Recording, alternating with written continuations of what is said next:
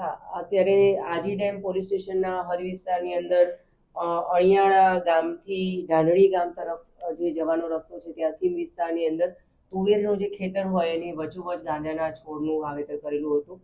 અને અમારા Aji dam police સ્ટેશનના થાણા ઇન્ચાર્જ શ્રી એબી જાડેજા સાહેબ અને એમનો ડિસ્ટાફ જે છે એમની આ સારી કામગીરીના લીધે આ શોધી કઢાયું છે. આ જે છે એનું કુલ જે વજન 380 કિલોગ્રામ 223 કિલોગ્રામ થશે અને 1,11,00,000 રૂપિયાની એનો મુદ્દામાલ થશે. એક મોબાઈલ હાલમાં તો જે ભાગીઓ કહેવાય એટલે કે ભાગીદાર જે છે હનાભાઈ સવાભાઈ ગાબુ એને આપણે એરેસ્ટ કરેલા છે.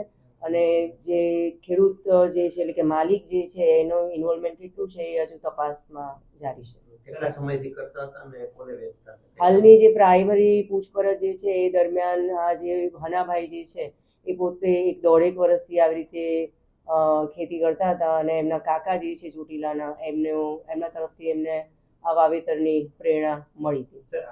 હા, એ જે એમનો ગુનાહિત ઇતિહાસ છે એ હાલમાં તપાસ કરી રહ્યા છે. અત્યારે ચોપડા ઉપર કોઈ નોંધાયેલ નથી.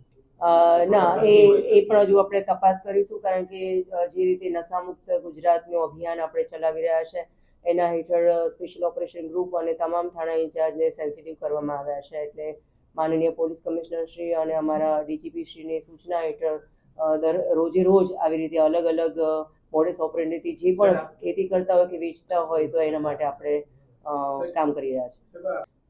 આપની વાત ખરી છે કે આજે સૌરાષ્ટ્રની જેટલી જગ્યાએ આવી રીતે છોડ કે ખેતી કે વાવેતર નર્સરીમાં કે ખેતરોમાં કે કોઈ પણ ફાર્મ હાઉસમાં મળી આવ્યા છે તો એની તપાસમાં ઊંડાણ સુધી જવાની આપણી કોશિશ ચાલુ હોય છે.